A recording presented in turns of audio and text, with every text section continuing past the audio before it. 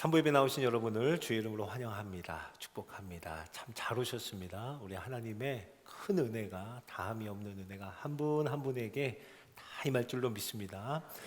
자, 우리 온라인 예배에 참여하시는 모든 성도님들 주의 이름으로 환영합니다. 동일한 은혜, 특별히 치유와 회복이 여러분 모두에게 임하기를 간절히 소원합니다. 우리 카리스 성가대 귀한 찬양과 또 연주 진심으로 감사드립니다. 큰 은혜가 되었습니다. 늘 귀한 수고에 감사드려요. 자, 우리 함께 기도하겠습니다. 사랑하는 주님, 부활의 기쁨을 우리에게 허락하여 주시고 부활의 생명을 우리에게 주시며 그 기쁨과 생명을 가지고 이 자리에 모이게 하심을 감사드립니다. 하나님, 오늘도 우리에게 호흡 주시는 것, 그리고 뿐만 아니라 영원한 생명을 허락하신 하나님의 은혜를 높이며 찬양하는 이 예배가 되게 하여 주옵소서. 어둠 가운데 빛을 비추어 주셨고 약할 그때에 강함이 되어 주시며 우리의 모든 인생의 닫힌 문을 활짝 열어주신 우리 주님을 향한 믿음, 그 믿음으로 드리는 이 예배가 되게 하여 주시옵소서. 하나님 아버지, 우리가 예배할 때 그가 계신 것과 그를 찾는 자들에게 반드시 상 주시는 이심을 믿는 믿음으로 하나님을 영화롭게 하는 우리 모두가 되게 하여 주시옵소서. 감사하며 우리 구주 예수님의 이름으로 기도드립니다. 아멘. 자, 우리는 지난 주일 꼭 일주일 전이었습니다. 부활절 감사 예배를 함께 드리면서 모두 함께 또 세례식 그리고 성찬식에 함께 증인으로 또 모두가 함께 참여했습니다. 그리고 꼭 7일이 지나서 일주일 만에 다시 주일이 되어서 이 자리에 함께 모이게 된 것, 여러분 이것이 얼마나 감사한 일인지 모르겠어요. 여러분 아멘이시죠?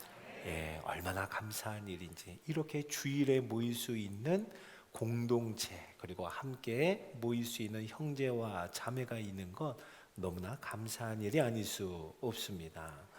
자, 성도 여러분, 예수님의 부활은 그 부활을 목격했던 성도들에게, 그 당시 예수님의 부활을 목격한 성도들에게는 삶의 전부가 되었습니다.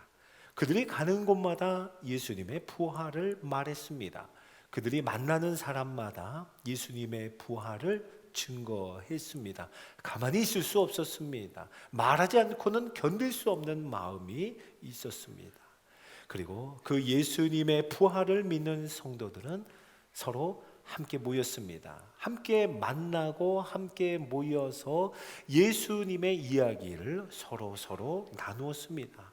그렇게 모이기를, 그렇게 만나기를 처음에는 매일매일이었습니다. 오늘 본문 사도행전 2장 46절을 보면 날마다라는 단어로 시작합니다. 네, 날마다 모여서 예수님을 기념하고 예수님의 부활을 이야기하고 서로 말해주고 서로 확인하며 서로 기뻐하며 그 생명을 서로 나누었습니다. 자, 그러다가 사도행전 한 20장 정도 되니까요, 이제 성도들은 정기적으로 모이기 시작했습니다. 사도행전 20장 7절의 상반절을 한번 같이 읽어볼까요? 자, 시작. 그 주간의 첫날에 우리가 떡을 떼려 하여 모였더니 아멘, 아멘. 자, 떡을 떼려고 성도들이 모입니다. 언제 모였다고 해요? 그 주간의 첫날, 요일로 하면 일요일입니다. 자, 여러분, 왜 성도들은 일요일에 모였을까요? 예수 그리스도께서 부활하신 날이 바로 그날이기 때문입니다. 여러분, 성경은 예수님께서 부활하신 그 날을 복음서에 보면 안식 후 첫날이라고 그렇게 기록합니다. 안식일은 지금 요일로 하면 토요일이 됩니다. 안식 후 첫날, 일요일, 그 주일, 성도들은요, 예수님이 부활하신 날을 주의 날로, 그리고 주일로 모였고, 성도들은 이 만남을, 주일에 모이는 예수님의 부활의 날에 모이는 그 모임을 매우 소중히 여겼습니다. 매우 귀하고 소중히 여겨서 모이기에 힘썼다라고 그렇게 기록합니다. 바라기는 우리 반옥교회 모든 성도님들, 우리 교회도, 우리 성도님들도, 또 우리 공동체도 모이기에 힘쓰는 우리 모두가 되기를 예수님의 이름으로 축원합니다. 오늘 예배당에 들어오셔서 의자를 딱 보니까 스티커가 하나도 없어졌죠. 예, 그래서 어디 앉을지 몰라 방황하셨나요? 예, 아무데나 얼마든지 앉으셔도 됩니다. 스티커를 다 제거했습니다. 지금 가족분들은 꼭 붙어서 이렇게 앉아 있는 모습 보이는데요. 얼마나 보기 좋은지 모르겠어요. 자, 여러분 얼마든지 나오실 수 있습니다. 이제는 나와도 됩니다. 우리 함께 모여서 모이기에 힘쓰는 저와 여러분, 우리 반옥교회의 모습 되기를 예수님의 이름으로 축원합니다. 자, 부활의 날, 그 주의 날이죠. 주일에 모인 성도들은 뭘 했을까요? 그 한 장면을 잘 보여주는 성경 구절을 우리가 오늘 함께 봉독했습니다. 사도행전 2장 46절을 우리 다시 한번 읽어볼까요? 자, 시작. 날마다 마음을 같이하여 성전에 모이기를 힘쓰고 집에서 떡을 떼며 기쁨과 순전한 마음으로 음식을 먹고. 아멘, 아멘. 마음을 같이 했답니다. 성도들이 모이면 마음을 같이 했대요. 그리고 떡을 뗐다. 그리고 음식을 함께 먹었다라고 우리에게 증거해 줍니다. 자, 1세기 기독교인들, 그 성도들의 모임을 관찰하는 그 관찰자의 입장에서 본 그 한 책의 부분이 있습니다. 웨인 믹스라고 하는 사람이 쓴 1세기 기독교와 도시문화라고 하는 책의 한 부분을 제가 한번 읽어볼게요. 그들은 함께 식사를 하면서 바울의 편지를 읽기 위해 모인 말도 많고 열정이 넘치며 때로는 언성을 높여 어떤 주제를 다루는 무리들이었다. 그들에게는 신전이나 숭배하는 형상이나 사람들을 안심시켜주는 종교적인 희생 제사도 없었다. 이렇게 1세기의 초대교회의 성도들의 모임의 그 모습을 관찰자의 입장에서 증거해 줍니다. 자, 여러분 보세요. 함께 식사를 하러 모인 사람들, 그 모습이었답니다. 바울의 편지, 누군가의 편지를 함께 읽기도 했고요. 그들은 말이 많고 열정이 넘치고 때로는 언성을 높여서 어떤 주제에 대해서 매우 신중하게 그 주제를 다루는 무리들의 모습이었답니다. 그들의 지금까지의 종교적인 틀로 생각해 보면 종교의 모임이라고 하면 신전이 있어야 하고 어떤 숭배하는 형상이 있어야 했는데, 그리고 사람을 안심시켜주는 제의, 희생 제사가 있어야 맞는데 여기에는 그런 것들을 발견할 수 없었다. 그러니까 이 사람들이 보기에는 종교라고 하기에는 너무 이상한 모임이었습니다. 1세기 사람들이 보기에는 그 성도들의 모임이 정해진 시간에 같이 모여서 함께 식사하며 이야기하며 식사하며 함께 삶을 나눈 공동 식사 모임으로 보였다는 거예요. 자, 여러분, 1세기 초대교회 성도들의 모임의 모습이 이러하였던 것, 이것은요 전혀 새로운 것이 아니라 다름 아닌 예수님께서 보여주셨던 예수님의 모범이었습니다. 여러분, 예수님은 제자들과 함께 언제나 식탁에 둘러앉아서 음식을 함께 먹었습니다. 식사를 하시면서 소중한 말씀을 전하셨고요. 식사를 하는 중에 하나님 나라의 일을 말씀하셨습니다. 식사를 마친 자리에서 제자들의 발을 씻기셨고요. 예수님 자신을 일컬어 생명의 떡이라고 말씀하셨습니다. 그리고 예수님 자신을 가리켜 영원히 목마르지 않은 생수라고 하며 생수와 생명의 떡 되시는 예수님을 스스로 친히 증거하셨습니다. 그런가 하면 예수님이 십자가에 못 박히시고 난 후 슬픈 빛을 띠고 엠마오로 가던 두 제자, 여러분 기억하시죠? 엠마오로 가던 그 두 제자에게 나타나셔서 무엇 하셨는가? 함께 음식을 먹었습니다. 예수님은 그 두 제자와 함께 음식을 잡수셨는데 그제서야 예수님을 알아보지 못했던 그들이 예수님을 알아보고 예수님인 것을 눈이 밝아져서 깨닫고 그들의 마음이 뜨거워졌다라고 누가복음은 기록합니다. 또 절망과 낙심 가운데 예수님이 십자가에 못 박히시고 난 후에 고향으로 돌아갔던 베드로와 제자들이 있습니다. 그들은 다시 예수님을 만나기 전에 잡았던 그 그물을 잡고 일을 하죠. 밤새도록 그물질을 하는데 헛그물질이었습니다. 자, 밤새도록 헛그물질만 하던 그들을 위해서 예수님이 찾아가셔서 준비해 놓으신 게 무엇인지 아십니까? 따뜻한 아침 식사를 예수님이 준비해 놓으셨습니다. 숯불 위에 생선과 떡이 놓여 있었다라고 요한복음에서는 우리에게 말씀해 줍니다. 여러분, 예수님께서 보여주셨던 모범 이외에도 수많은 경우에 예수님은 함께 식사를 하며 함께 식탁의 교제를 나누며 예수 그리스도의 일을 끊임없이 하셨습니다. 여러분, 예수님의 별명을 아십니까? 예수님 별명이 있어요. 누가복음 7장 34절을 한번 읽어보겠습니다. 자, 함께 읽습니다. 시작. 인자는 와서 먹고 마시매 포도주를 즐기는 사람이요 세리와 죄인의 친구로다 하니 아멘. 사람들이 예수님을 일컬어 조롱하듯 또 손가락질을 하며 이런 별명을 붙였다고 해요.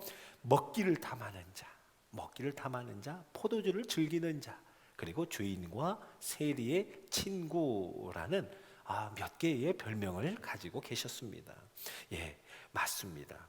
예수님께서 누구와 함께 먹으셨는지, 누구와 함께 마셨는지를 잘 보여주는, 예수님이 정말 소중히 생각한 사람들이 누구인지를 보여주는 장면입니다.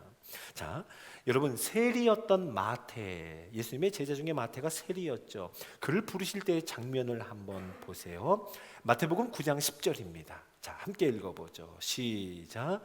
예수께서 마태의 집에서 앉아 음식을 잡수실 때에 많은 세리와 죄인들이 와서 예수와 그의 제자들과 함께 앉았더니 아멘. 예수님이 세리였던 마태를 불렀습니다. 그리고 그를 부르시고는 예수님이 곧장 하신 것은 그와 함께 식사를 하는 것이었어요. 음식을 먹는 것이었습니다. 자, 예수님과 제자들이 음식을 먹으러 마태의 집에 들어갔더니 세상에 많은 세리들과 많은 죄인들이 거기에 함께 있었다. 그래서 같이 식사를 했던 것을 기록하고 있습니다. 자, 사랑하는 성도 여러분, 1세기 당시에는요, 지금도 그러하지만 그때는 더더욱 누구와 함께 식사하는가, 이것은 내가 누구인지를 보여주는 정체성을 의미했습니다. 누구와 함께 식탁에 앉아 있는가 하는 것이 나는 어떤 사람이다 라고 하는 것을 보여주는 것이었죠. 여러분, 예수님의 모습 어때요? 예수님의 모습을 한번 보세요. 제자들과 함께 음식을 먹습니다. 세리와 죄인들과 함께 식탁에 앉아 있는 예수님의 모습입니다. 적은 떡과 물고기로 수많은 무리들을 불쌍히 여기셔서 그 무리들을 다 먹이셨던 분이 예수 그리스도이십니다. 이를 보면 예수님이 어떤 분인지 우리는 알 수 있는 거예요. 이것을 보면 예수님이 정말 함께 하기를 원했던 사람들은 과연 어떤 사람들이었는가 우리는 알 수 있습니다. 사랑하는 성도 여러분, 이제 초대교회의 제자들, 성도들, 그들은 예수님이 하셨던 대로 예수님의 길을 따라가고 있습니다. 우리는 그 장면을 오늘 함께 읽은 거예요. 초대교회 성도들이 함께 모일 때마다 제자들을 중심으로, 예수님이 가장 가까이에 있었던 제자들을 중심으로 아마 제자들에게 이야기를 많이 들었을 겁니다. 무슨 얘기였겠어요? 예수님에 관한 이야기였겠죠. 제자들에게 물었습니다. 예수님은 이럴 때 어떻게 하셨어요? 예수님에 대한 얘기를 좀 해주세요. 할 때 아마 식탁을 배경으로 한다면 예수님과 함께 먹었던 식사, 그때 그것 맛있게 먹었지, 그때 그 식탁의 교제 기억하고 있는 것을 나누어 줬을 겁니다. 마태라는 그 제자를 두고는 마태의 집에 갔을 때 깜짝 놀랐잖아. 그때 웬일이야, 세리들하고 죄인들이 그렇게 많았는데 거기서 예수님이 식사를 하더라도 우리도 어쩔 수 없이 거기서 식사를 했다, 뭐 이런 이야기들을 얼마나 많이 했겠어요. 예수님이 하신 말씀들, 예수님께서 행하신 모습들, 이것을 생각하고 기억하면서 제자들과 믿음의 성도들은 예수님을 닮아가려고 했을 겁니다. 특별히 예수님이 식사 자리에서 행하셨던 모습 그대로 마음을 같이 하여 음식을 함께 먹었다. 이것이 초대교회 성도들의 모습이었습니다. 자, 사랑하는 성도 여러분, 초대교회 성도들은요, 예수님이 하셨던 그대로 마음을 같이 했습니다. 그리고 함께 음식을 먹었습니다. 그런가 하면 떡을 떼고 포도주를 마시면서 예수님의 찢기신 살과 예수님이 흘리신 그 보혈의 피를 기념하기를, 예수 그리스도께서 다시 오는 날까지 하라, 이 명령의 말씀도 함께 나누며 언제나 떡을 떼고 포도주를 나누었을 것입니다. 자, 성도 여러분, 1세기 교회의 모습을 기록한 또 한 권의 책을 제가 소개할게요. 로버트 뱅크스라고 하는 저자가 기록한 1세기 교회 예배 이야기라는 책입니다. 로마 시민 푸블리우스라고 하는 한 사람이 한 그리스도인 가정에 식사 초대를 받아서 가게 됩니다. 식사 모임이었습니다. 그 그리스도인 가정은 주인이 브리스가, 아굴라와 브리스가였습니다. 성경에 보면 아굴라와 브리스가는 사도 바울과 함께 고린도 교회를 세웠던 아주 신실한 성도였죠. 자, 그의 초대를 받아서 간 푸블리우스는요, 처음으로 그리스도인의 모임에 참석하게 된 거예요. 식당에 들어갑니다. 그러니까 브리스가가 여기에 앉으라고 자리를 정해줬어요. 자, 그때 장면을 제가 한번 그 책에 나온 대로 읽어드리겠습니다. 푸블리우스 씨, 첫 번째 식탁 가운데 소파 맨 끝자리에 앉으시겠어요? 나는 그녀가 실수했다고 생각했다. 거기는 보통 최고 귀빈을 위한 자리였기 때문이다. 나는 그 자리에 가서 여기요? 라며 의아한 듯 물었다. 그녀가 미소 지으며 끄덕였으므로 나는 그 자리에 앉지 않을 수 없었다. 둘러보니 신분상 내 자리에 앉아야 할 아리스토블로는 덜 중요한 손님을 위한 자리에 그의 종과 함께 앉아 있었다. 이제까지 내가 경험한 식사 자리였다면 이런 경우 그는 자리를 박차고 나가도 될 만한 상황이었다. 자, 이렇게 기록하고 있습니다.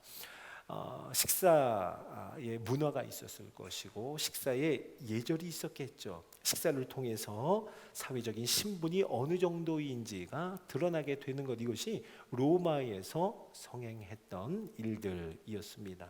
그런데 처음으로 초대받아간 이 푸블리우스라고 하는 사람에게 최고로 높은 자리에 앉혀주는, 그러니까 사회적인 신분은 어느 것도 중요하지 않고 모두가 다 함께 예수 그리스도의 한 몸됨을, 그리고 처음 온 사람을 가장 높이 환영하며 또 환대하는 그 모습을 기록하고 있는 거예요. 그러다가 이제 식사 시간이 되었습니다. 자, 이렇게 기록해요. 아리스토블로는 아까 그 쭉 둘러봤을 때 가장 그 신분이 높았던 그 사람입니다. 아리스토블로가 자기 종의 접시 위에 음식을 덜어주는 것을 보고 나는 놀랐다. 음식을 덜어주는 데서 그치지 않고 자기 것과 정확히 똑같은 종류를 똑같은 양으로 담았다. 내가 자라면서 본 경험에 의하면 해방 노예라 할지라도 그에게는 귀빈에게 주는 것보다는 덜 좋은 음식, 덜 좋은 포도주를 주고 그릇마저도 다른 그릇을 냈다. 그리고 종들은 식당 밖에서 먹는 것이 상례였다라고 그렇게 기록합니다. 여러분, 기독교인들의 모임, 성도들의 식사 자리에 참여한 사람이 보기에는 놀랄 만한 일이었습니다. 매우 이상히 여길 만한 일이었습니다. 충격적인 장면이었습니다. 자, 바로 그러한 모습, 당시의 식사 문화에서 보면, 당시에 그들이 공유하고 있는 문화에서 보면 모든 것을 뒤집는 식탁의 교제 모임, 성도들의 만남이었습니다. 자, 예수님께서 세리와 죄인들과 함께 식사하시면서 예수님이 어떤 분인지를 보여주신 것처럼 초대교회 성도들도 다 같이 모여서 공동 식사를 하면서 똑같은 음식, 똑같은 그릇, 똑같은 자리에서 먹는 그 식사를 통해 우리가 어떤 공동체인지를 나타내고 드러내고 보여주고, 그것은 그들의 고백이었습니다.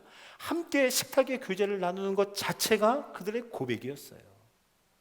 오늘 본문이 그 모습을 증거하고 있는 거예요. 어떤 모습이에요? 마음을 같이 했다. 차별 없이 마음을 같이 하여 음식을 함께 먹었다라고 하는 그것을 우리에게 증거해 줍니다. 초대교회 성도들이 마음을 같이하여 음식을 같이 먹는 것은 예수 그리스도를 믿는 믿음의 성도임을 고백하는 그 행위였습니다. 마음을 같이하여 음식을 함께 먹는 것은 먹고 마실 때마다 다 주의 은혜임을 고백하는 믿음의 행위였습니다. 마음을 같이하여 음식을 다 같이 먹는 것은, 우리가 이렇게 함께 먹을 수 있는 것은 예수 그리스도의 복음으로 말미암아 우리가 한 몸이 되었기 때문입니다 라고 하는 중심의 고백을 하나님 앞에 드리는 것, 그것이 바로 마음을 같이하여 음식을 함께 먹고 라고 하는 그 행위, 그 모습인 줄로 믿으시기 바랍니다. 자, 사랑하는 바늘교회 성도 여러분, 우리도, 저와 여러분도 함께 음식을 먹으며 우리가 어떤 사람인지 나타낼 수 있습니다.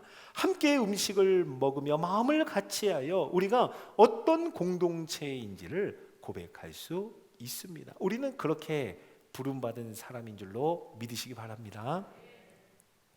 예수님께서 당시의 식사 문화를 완전히 뒤집어 놓으신 것처럼, 초대교회가 당시의 식사 문화에 큰 충격을 던져 주었던 것처럼, 이 시대는 어떨까요? 지금 우리가 살아가고 있는 이 시대, 혼자서 밥을 먹는다라고 하는 거, 혼밥이 성행하고, 또 코로나로 인하여 함께 식사하는 것을 굉장히 조심스러워하고 경계하기까지 하는 이러한 때에 예수님처럼, 그리고 초대 교회 성도들이 한 것과 같이 마음을 같이하여 함께 음식을 먹는 그런 우리 바늘교회 공동체가 되기를 예수님의 이름으로 축원합니다.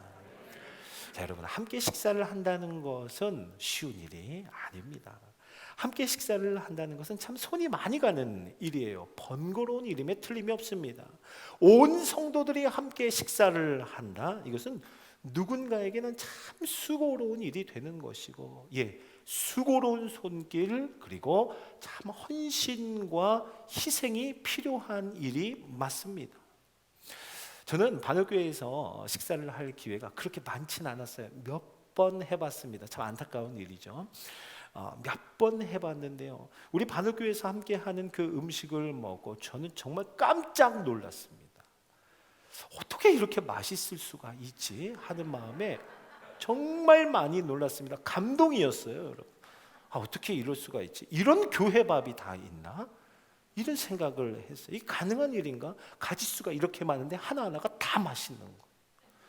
더 놀라운 건, 여러분, 더 놀라운 건 저하고 제 아내만 놀라고 다른 분들은 너무 익숙하게 기쁘고 즐겁게 당연하다는 듯 그 자리에 동참하시더라고요. 저는 그게 더 놀랐습니다. 자, 사랑하는 성도 여러분, 저는 하나님께서 우리 바늘교회에 주신 지금까지 모든 성도들이 함께 해온 너무나 귀한 유산이고 참 소중한 자산이라고 생각합니다. 여러분, 아멘이시죠? 그 귀한 식사를 위해서 수고하는 손, 얼마나 많은 수고가 있겠어요.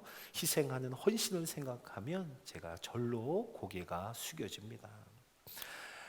편리함과 가성비, 효율성을 따지는 이 시대입니다. 어떻게 하면 더 편할 수 있을까? 그것을 고려하는 이 시대에 마치 밑 빠진 독에 물 붓는 것과 같은 번거로운 수고와 헌신을 일부러 감당하며 그것을 보여주는 교회, 바로 그것이 마음을 같이하여 음식을 함께 먹는 공동체의 모습인 줄로 믿으시기 바랍니다. 참 감사하게도 우리가 코로나로 인하여 오랫동안 함께 식사하는 기회를 많이 잃었습니다. 그런데 지난 주일에 모든 여전도회 임원분들이 다 함께 모여서 5월 8일부터는 함께 식사를 하기로 했다고 해요. 5월 8일입니다. 오늘은 아니고 여러분 다음 주도 아니고 그 다음 주입니다. 좀 준비하는 시간이 필요하겠죠.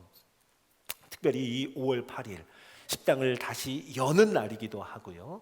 또 5월이 가정의 달이기도 합니다. 그날이 어버이날 당일이기도 하면서 또 어버이 주일로 지키는 주일이기도 하죠. 그래서 우리 여전도회 모든 임원들이 다 모여서 그날만큼은 어마어마한 음식을 준비하기로 했다고 합니다. 전도회 별로 하나, 두 개 정도의 이 음식을 준비하는데요. 총 무려 16가지의 이 음식 요리가 준비가 된다고 합니다. 뷔페식으로 쫙 짜려 놓는다고 해요. 이런 얘기 하니까 배고프네요. 그렇죠? 네. 자, 사랑하는 성도 여러분, 가정의 달입니다. 그래서 좀 온 가족이 함께 우리 반올교회에 나와서 또 오랜만에 나오는 분들도 분명히 있을 거예요. 자, 그분들과 함께 온 가족을 초대하여서 풍성한 식탁의 교제를 나누는 바로 5월 8일 그 식사 자리, 잔치라고 할 수 있죠. 제가 그 이름을 뭐로 할까 고민하다가 온 가족 마음 잔치라고 한번 이름을 지어봤어요. 온 가족은 우리 모든 반올교회 온 가족을 초대한다는 의미고요. 마음이라고 하는, 요즘 줄임말을 많이 사용합니다. 오늘 설교의 제목이 뭐죠? 마음을 같이하여 음식을 먹고. 그래서 마음, 여러분 이해 못하셨죠? 다시 한번, 마음을 같이하여 음식을 먹고. 요 성경 구절을 우리가 생각하며 온 가족 마음 잔치라고 한번 이름을 지어봤습니다. 저는 바라기는 이 풍성한 잔치가 사랑하는 우리 반올교회 온 가족들에게 참 선한, 너무나 좋은 계기가 되기를 예수님의 이름으로 축원합니다. 사랑하는 성도 여러분, 이제 기지개를 펴고 모두 다 교회로 나오시기 바랍니다. 이제 나오셔도 됩니다. 우리가 함께 기도하며 모이기에 힘쓰며 마음을 같이 하고 음식을 함께 나누며 예수님이 하셨던 것처럼, 초대교회 성도들이 그 예수님을 따라가려고 했던 것처럼 저와 여러분도 마음을 같이하여 음식을 함께 먹고 예수님을 기억하고 먹고 마실 때마다 주의 은혜를 고백하며 또 그 이름을 높이는 우리 온 공동체 되기를 예수님의 이름으로 축원합니다. 아멘. 자, 우리 함께 오늘 이 말씀 기억하며 간절히 기도하는 마음으로 이 찬양을 할까요? 이런 교회 되게 하소서. 함께 고백하겠습니다.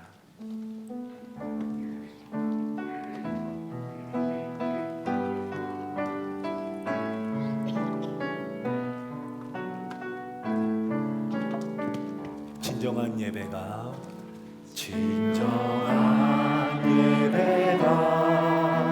숨쉬는 교회, 주님이 주인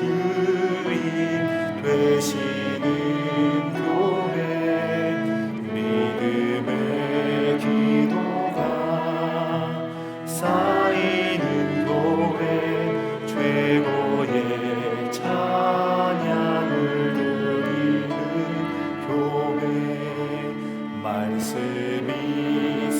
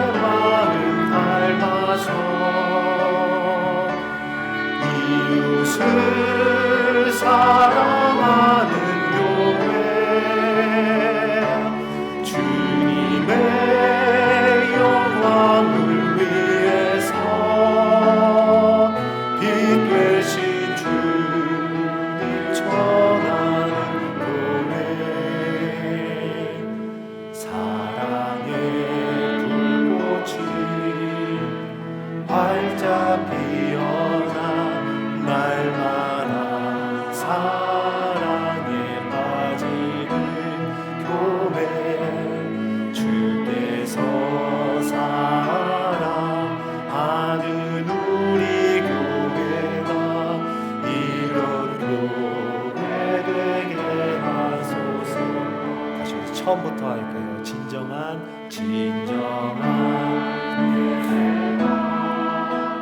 숨쉬는 교회, 주님이 주님 되시는 교회, 믿음의 기도가 쌓이는 교회, 최고의 찬양을 드리는 교회, 말씀이 살아 움직이는 교회, 성도의 사랑이 넘치는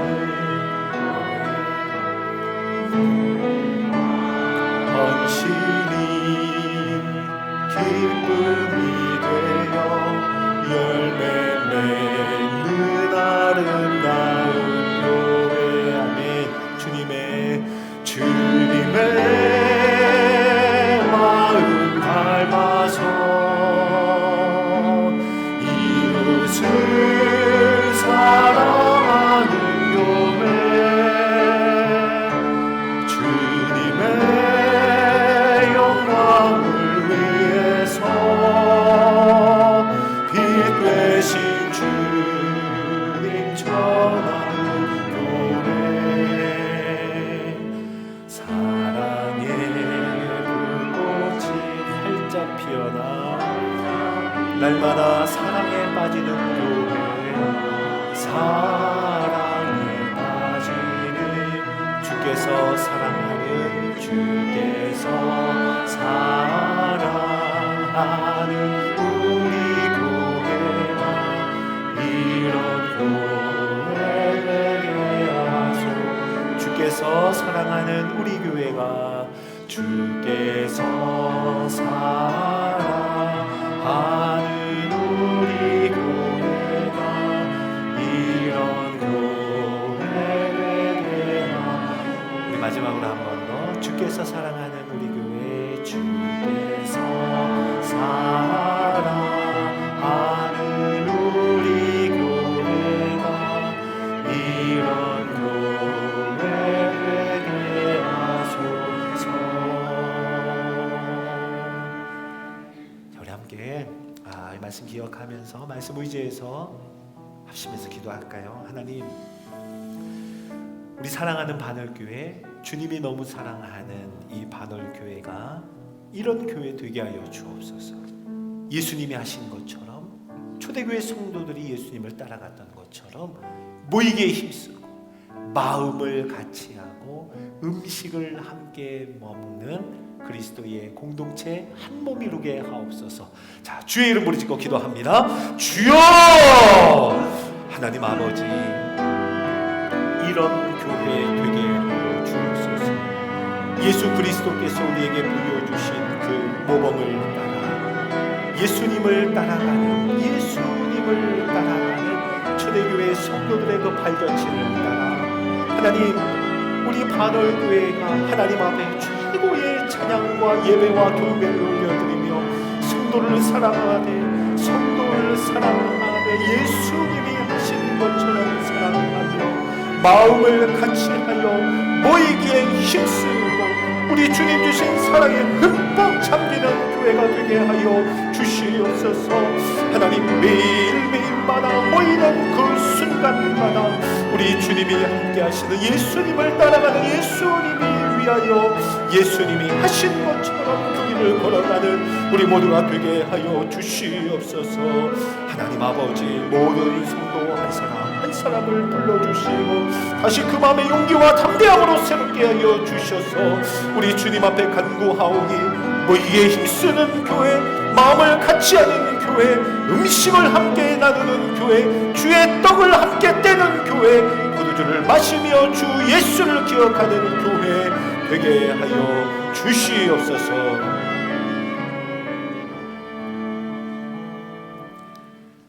사랑하는 주님, 은혜와 사랑을 감사드립니다. 예수님께서 우리에게 친히 보여주신 그 모범을 따라, 그리고 그 예수님을 닮기를 원하여 그 길을 따라갔던 초대교회 성도들의 모습을 따라 이제 우리 반월 교회가 모이기에 힘쓰며 그리고 마음을 같이 하며 음식을 함께 먹는 예수 그리스도의 공동체 되게 하여 주시옵소서. 예수님처럼 마음을 같이 하게 하여 주시고 초대교회 성도들처럼 함께 음식을 먹으며 우리가 참 한 몸임을 예수 그리스도의 복음으로 말미암아 하나가 되었음을, 그리고 우리 주님의 은혜로 말미암아 먹고 마실 때마다 그 은혜를 기억하며 하나님을 높이는 우리 귀한 반월교회 온 성도 되게 하여 주시옵소서. 감사와 영광을 하나님 앞에 올려드리며 이런 교회가 되기를 소원하며 구하였던 모든 것 하나님이 응답하실 줄로 믿고 감사하며 우리 구주 예수님의 이름으로 기도드립니다. 아멘.